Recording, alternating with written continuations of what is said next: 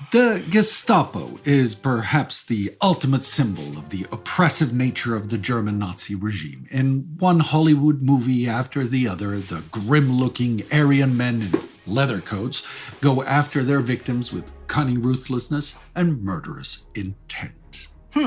Here's the thing, though. That is true for the persecuted minorities and those who actively resist the Nazis, but the vast majority of people under German rule will never have any real interaction with the Gestapo at all.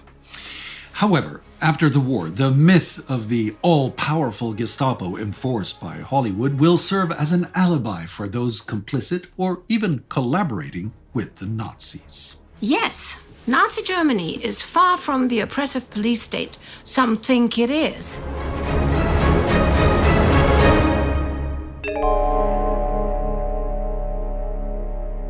I'm Astrid Deinhard. And I'm Spartacus Olsson.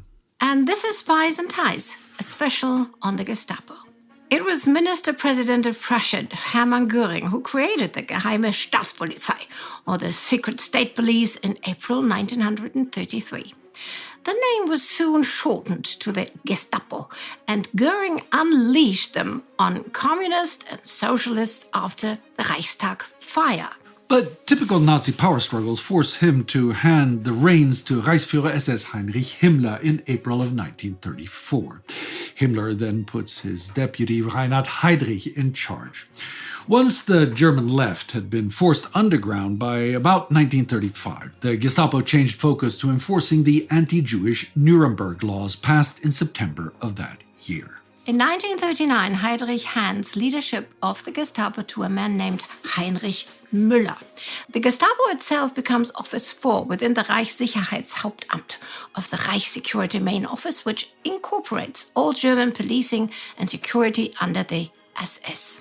Now, I have covered the extensive role that the Gestapo plays in the Holocaust. And in Spies and Ties, I've covered the Gestapo's action against resistant movements. But what we haven't spoken about much is the Gestapo's relationship with the mass of the German population, the Volksgenossen, as the Nazis would call them. These are the people the Nazis consider worthy of the national community. Jews and leftists are excluded, of course, as are POWs and forced laborers. So too are homosexuals, the mentally disabled, and habitual criminals. The rest of the German population is supposedly under constant surveillance, terrorized into submission by the Gestapo.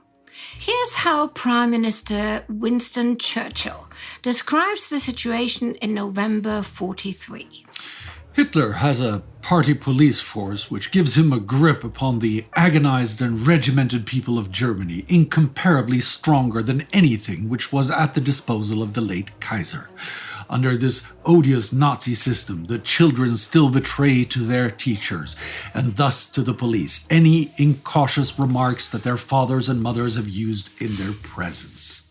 But Mr. Churchill is mistaken. Most of the German population do not have much to fear from the Gestapo. That is even as the Gestapo is meant to be enforcing ever more draconian laws. And believe me, people are breaking these draconian laws left, right, and center. Let's look at a couple of the most common just to illustrate the situation.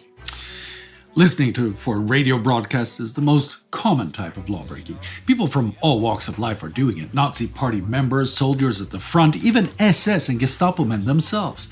After the war, one woman will tell an American researcher, "Everyone listened. My father listened to the BBC every night."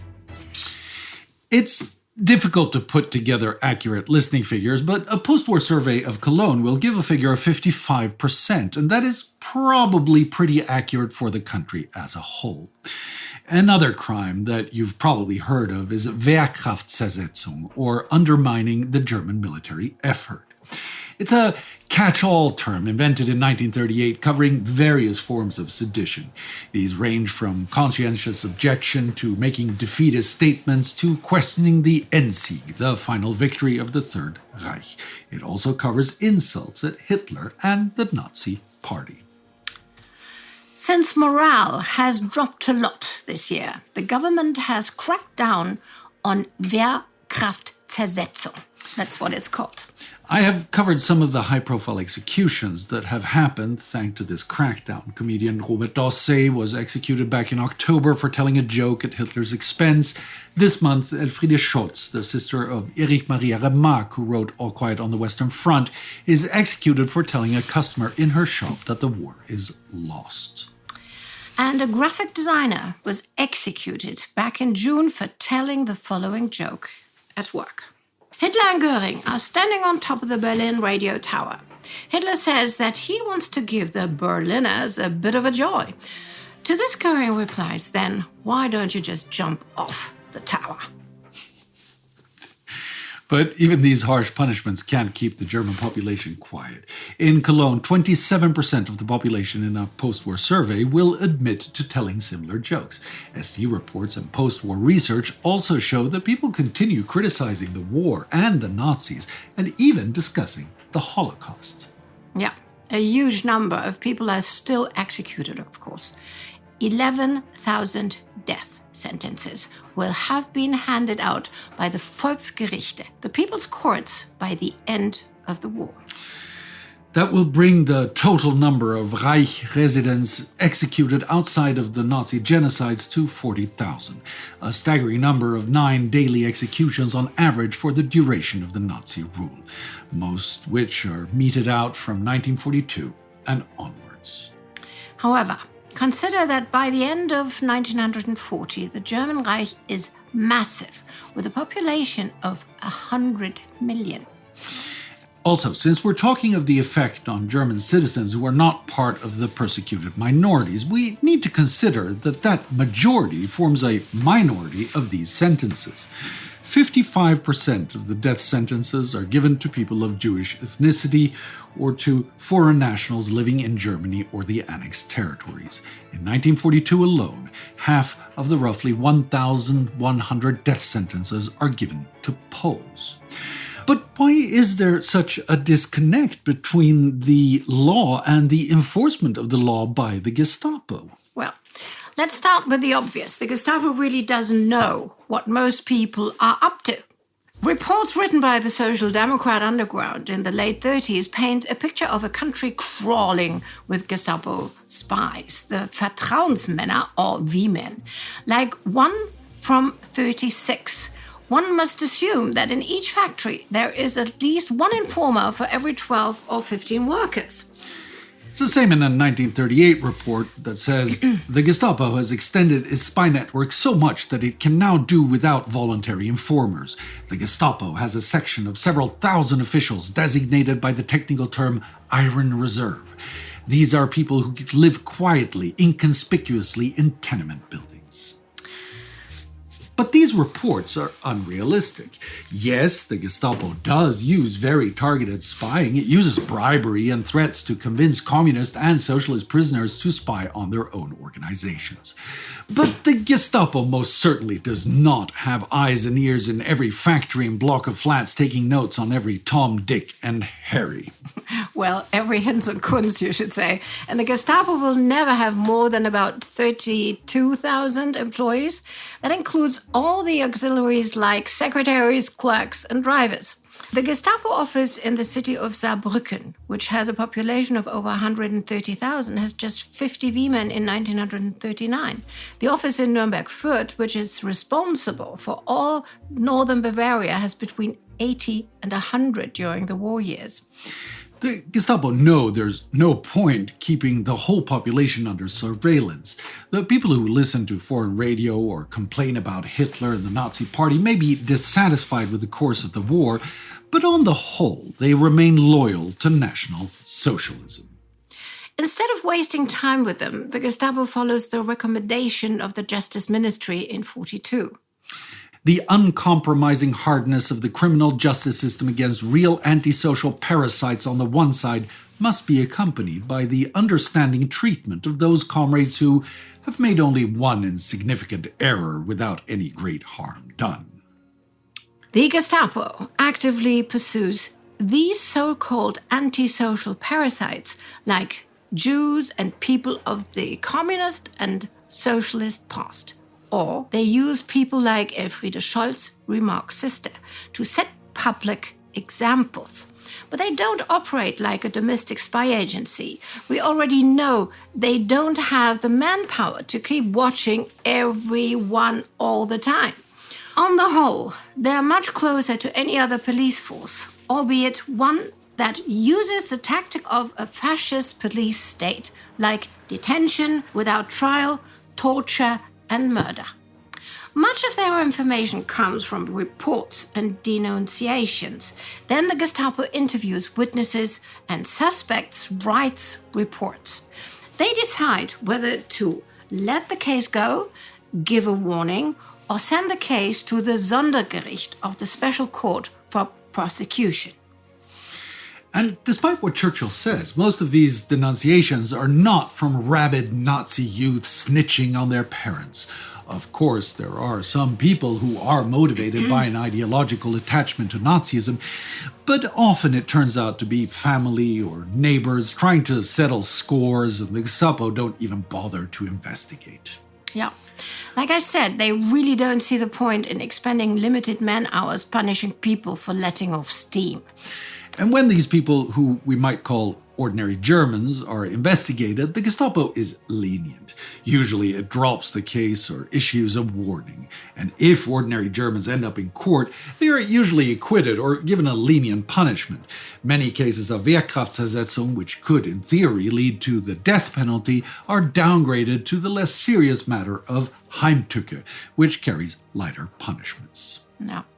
But things are different when the accused has a record of making anti-Nazi statements, or if they have done more than just talking. One such case is that of Edward B., a medical orderly on leave from the Eastern Front in August 1943. One evening at his mother's flat in Krefeld, he complains to a couple of fellow soldiers that the Russians have far superior weaponry and that the war is as good as lost.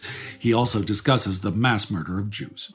Even worse, he says that he wants to bring the war to an end sooner and has been deliberately wasting resources by using twice as much bandages on his patients as necessary. 2 days later, a guest of Edward's mother reports him to the Krefeld Gestapo. Because Edward is a soldier, has discussed the Holocaust, and has admitted to sabotaging the war effort, the Gestapo takes this very seriously. Ludwig Jung, the head of the Krefeld Gestapo, invites the accuser in for further interviews. He then summons Edward's mother and tries to track down the other soldiers he was talking to. When he discovers that Edward and his friends have all gone back to the front, he reviews the case file carefully and hands it over to the military authorities. He pushes the military for a harsh punishment and continues checking up for 6 months. He will be very disappointed when they drop the case in February 1944.